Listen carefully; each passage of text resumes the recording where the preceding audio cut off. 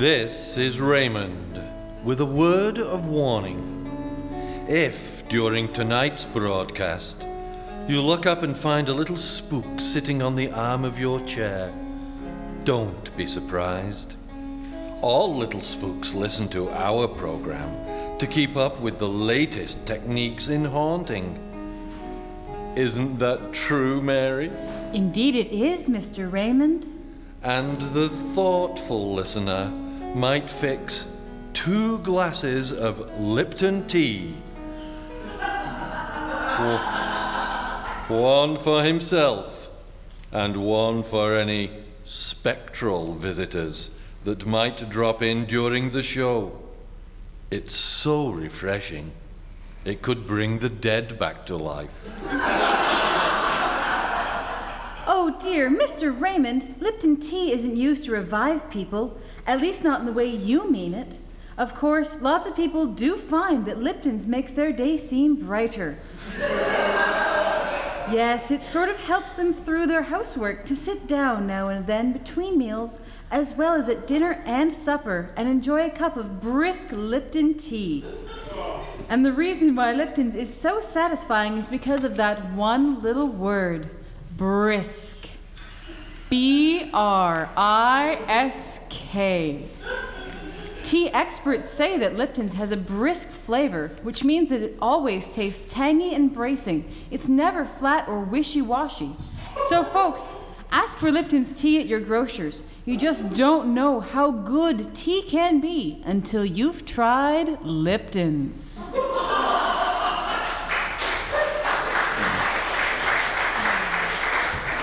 Yes, and when you leave the grocer, step into the music shop next door and ask him if he's heard the tale about what happened to that world-famous pianist, Martin Carilli. Or better yet, turn the lights down low now and let me tell you. It is a stormy night in March. In his Connecticut home, Martin Carilli, world-famous concert pianist, lies in his bed tossing and turning.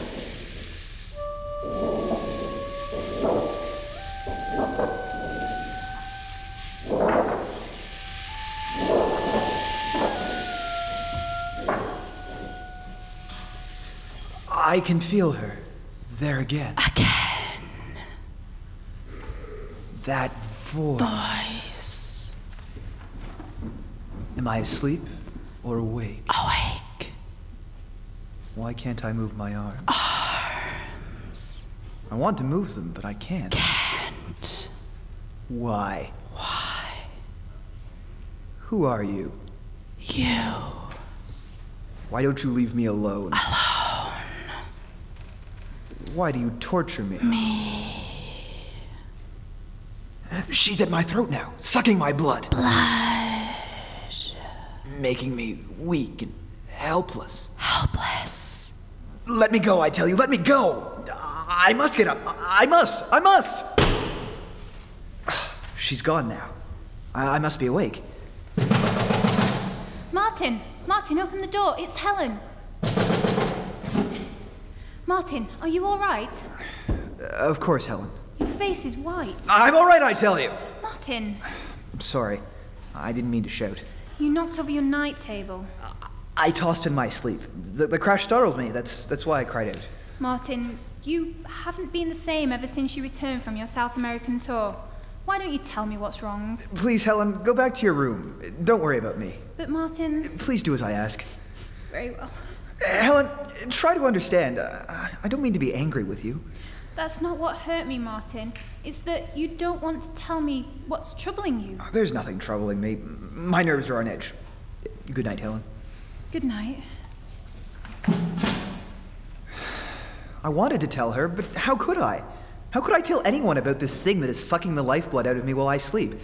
This being that is ruining my talent as a musician, whose voice I hear when I sleep, this invisible being that I feel is possessing me, urging me to destroy instead of create, urging me to kill.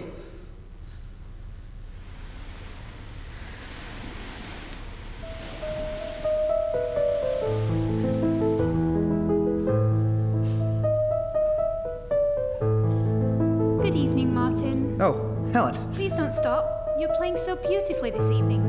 Am I? Yes, you're playing as you used to.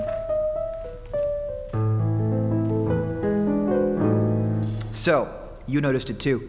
What do you mean? You heard how badly I played. You knew I was losing my ability. Martin, I never said... Of course you didn't say it. No one ever says it. But I can tell what they think by the way they look at me. Martin... It's true, isn't it? Isn't it? No, Martin. I never doubted your ability. Not even for a moment. Then why did you say I'm playing as I used to? Well, Martin, you haven't been yourself lately. I didn't mean anything by that remark, except that you appear better this evening. And my music sounds better? I never lied to you, Martin. Yes, it does. Of course. She hasn't come to me for 2 nights. She? Who do you mean, Martin? Oh, nothing. Yes, Helen, you're right. I was playing better. I could hear it myself. Why don't you go on playing, Martin? I will.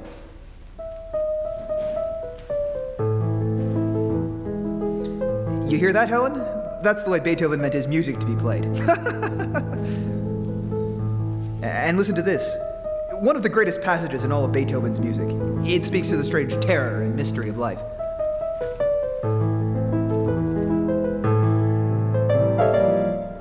What's the matter with me? I never had trouble with that passage before.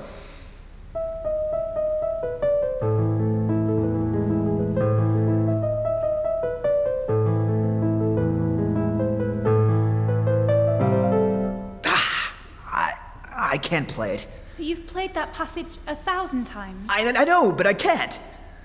I can't. Martin, I was playing so well only a moment ago, and then suddenly I can't play at all.